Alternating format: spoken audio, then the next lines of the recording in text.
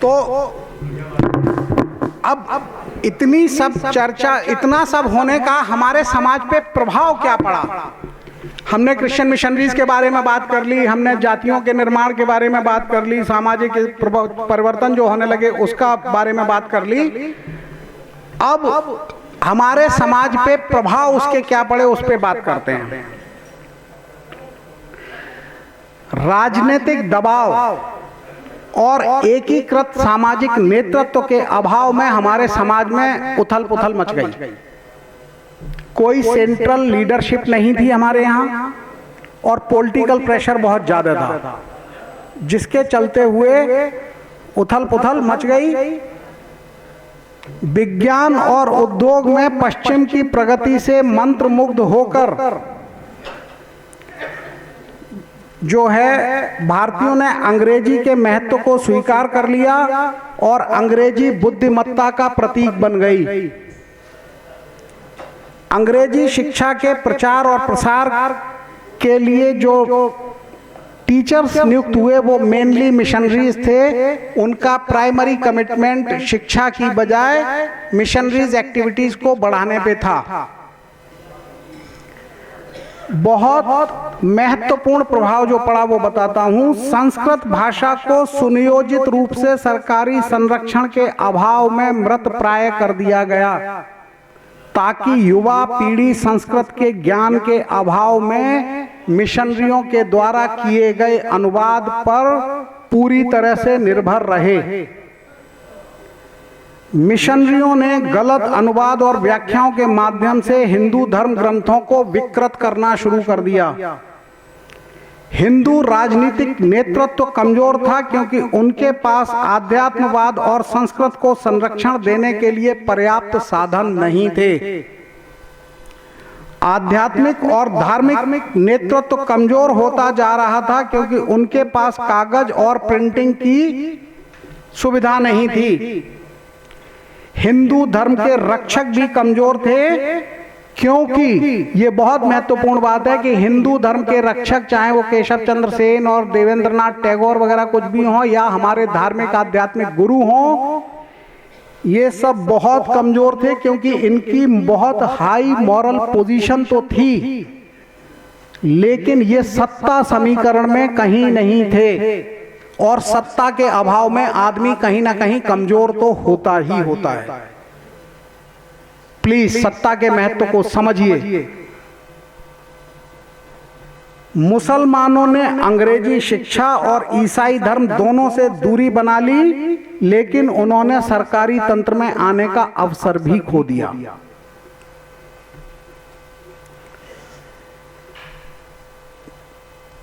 ये वाला मैं बता ही चुका हूं 1857 की क्रांति का।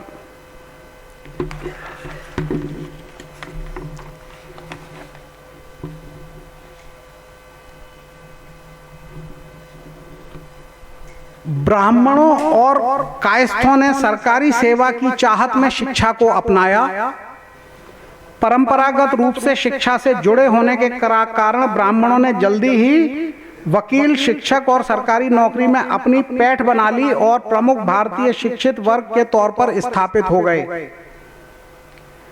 अन्य सामाजिक वर्ग अपने पुराने कार्य करते रहे, मगर कुछ वर्गों जैसे महार आदि ने सेना में भी अपनी जगह बना ली। एक और इम्पोर्टेंट पॉइंट है जिससे मैं कहता हूं कि विक्टिम को आप एग्रेसर के तौर पे प्रेजेंट करते हैं। गरीबी की मार से पीड़ित सभी वर्गों के लोग कॉन्ट्रैक्ट लेबर गन्ना की खेती करने के लिए सूरीनाम, फिजी, जमैका आदि देशों को पलायन के लिए मजबूर हुए, जिसमें बहुत बड़ी संख्या ब्राह्मणों की थी।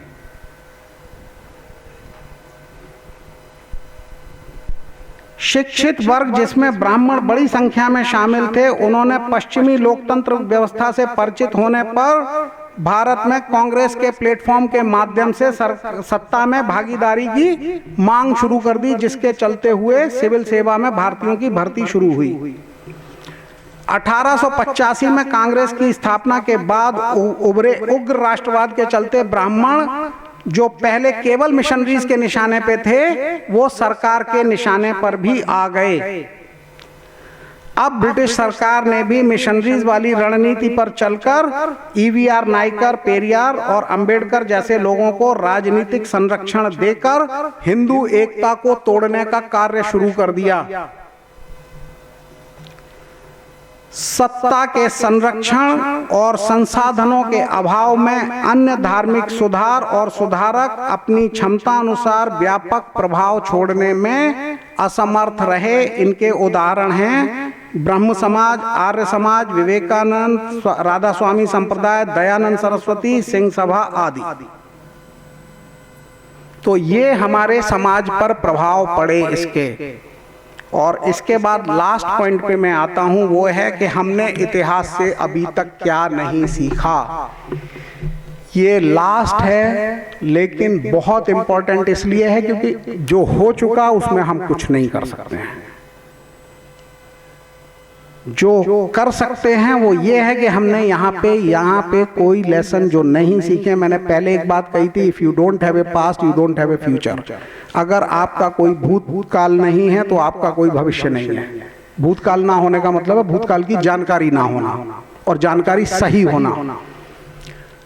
पहला कारण है कि हम हमेशा रक्षात्मक मुद्रा में रहे। इसको अगर थोड़ा मिलिट्री डॉक्ट्राइन के एंगल से समझें तो जब आप डिफेंसिव फॉर्मेशन में होते हैं, जब आप रक्षात्मक मुद्रा में होते हैं, तो आपके लिए बेस्ट रिजल्ट ये हो सकता है कि आप जिस चीज की रक्षा कर रहे हैं आप उतनी टेरिटरी, अपना एरिया बचा ले गए, रक्षित कर ले गए। इसमें आपको गेन कुछ नहीं होने वाला है और अधिकांश केसेस में आप कुछ ना कुछ लूज करके ही बैठ जाते हैं। इसीलिए कहते हैं attack is the best defence. आप अटैक करिए, कुछ हो सकता है आप लूज कर जाएं लेकिन आप कुछ गेन भी कर जाएंगे। फिर या तो वो बार्गेनिंग चिप वगैरह करके आप सेटल करेंगे दोबारा जाके, या फिर आप हो सकता है कि जितना लूज करें उससे ज्यादा गेन कर जाएं। आज के परिप्रेक्ष्य में मैं अगर बताऊं तो हमसे कहीं कोई कुछ कहता है तो मैं अभी भी सोशल मीडिया पे भी देखता हूं, लोगों की किताबें भी पढ़ता हूं, हम हमेशा रक्षात्मक मुद्रा में रहते हैं। उन्होंने कहा सती, हमने कहा नहीं वो ऐसा नहीं था, नहीं इसका मतलब ये नहीं था, नहीं वो यूं नहीं है, वो नहीं है। हम कभी नहीं कहते कि तुम हमारी सती पे एक उंगली उठाने वाले व्यक्ति, तुमने जोन ऑफ आर्क जैसी महिला के साथ क्या किया था?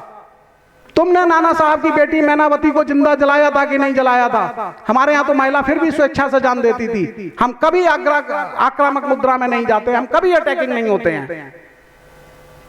ये हमारी सबसे बड़ी कमी है। हम पे कोई एक उंगली उठाता है और हम तुरंत नहीं, हमसे बढ़ के सेकुलर कोई नहीं हो सकता है। व्यक्तिगत तौर पे मुझसे कोई उंगली उठाता है, मैं कहता हूं सेकुलर मेरा ठेका नहीं है। जिस दिन तुम बन जाओ उस दिन मेरे से एक्सपेक्ट करना।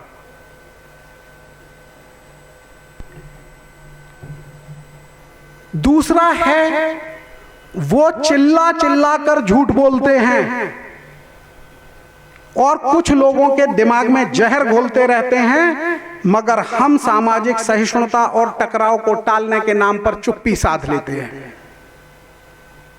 आप उसको मैच्योरिटी कहें या डरपोकपन कहें, वो एक ही सिक्के के दो पहलू हैं। Choice is yours. आप क्या कहना चाहते हो उसके लिए आपकी मर्जी है।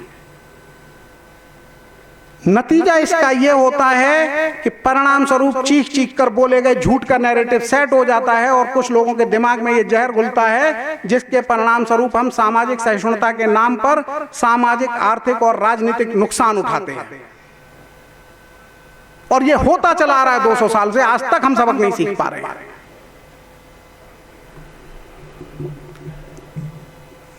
तीसरा पॉइंट है कि मिशनरीज ने हिंदू शास्त्रों के गलत अनुवाद और शिक्षा के माध्यम से जहर घोल करके ऐसे लोग पैदा करने शुरू कर दिए जो आवश्यक समाज सुधार की जगह, जिनका एकमात्र उद्देश्य हिंदू धर्म और संस्कृति पर हमला करके समाज का विभाजन करना और मिशनरीज के धर्म परिवर्तन के उद्देश्य को सुगम बनाना था।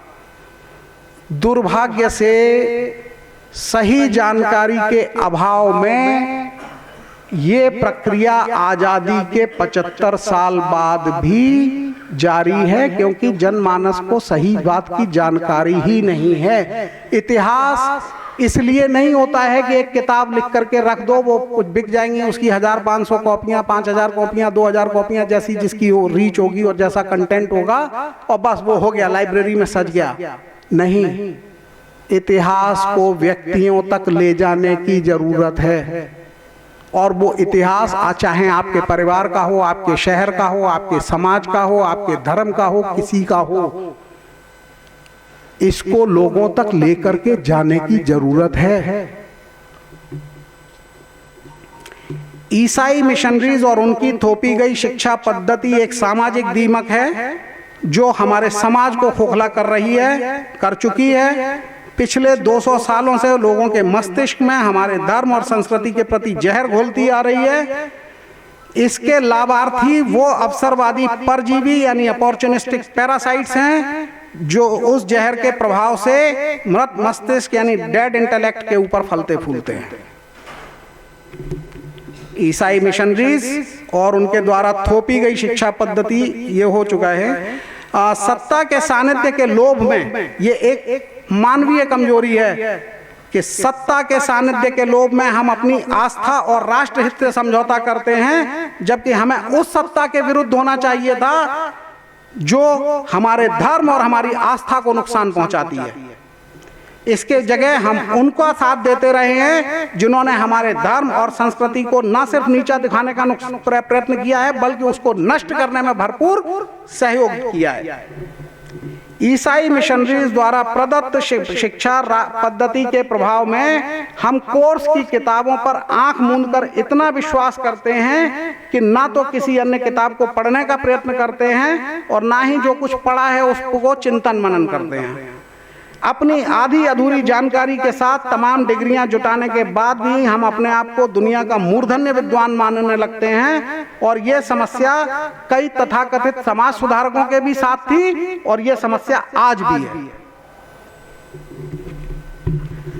आधुनिक शिक्षा पद्धति के अनुरूप शिक्षित होने के साथ हमने अपने मौलिक चिंतन की क्षमता को नष्ट कर लिया है। सामाजिक चिंतन, मार्गदर्शन करने वाले सामाजिक संस्थानों और गुरुओं, अनुभवी व्यक्तियों के महत्व को नकार दिया। इसके चलते हमारी सामाजिक व्यवस्था छिन्न भिन्न हो गई और एक प्रकार से हम सामाजिक अराजकता और व्यक्तिवाद की ओर अनियंत्रित रूप से अग्रसर हो गए हैं। इस सामाजिक अराजकता और अव्यवस्था का लाभ उठाने के लिए दोनों अवसरवादी शत्रु शक्तियां पूरी तरह से सक्रिय हैं। आज हमारे जीवन का एकमात्र उद्देश्य सिर्फ आजीविका और धन संचय रह गए हैं। उसमें से जीवन दर्शन, सामाजिक संबंध और राष्ट्र प्रेम विलुप्त प्राय हो गए हैं। तो ये कुछ मेरे अध्ययन के बिंदु थे जो विचार मैंने आपके सामने रखे।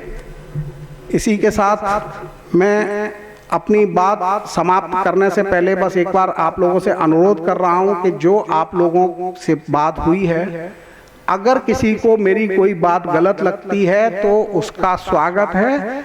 अगर वो अपने तर्क और स्पेसिफिक रेफरेंस के साथ मुझे कोई अपना सबूत पेश करता है, मैं बड़ी विनम्रता से अपने इस स्टडी में उस हिसाब से करेक्शन कर लूंगा। चलिए, धन्यवाद। जय हिंद, जय भारत, जय श्री राम।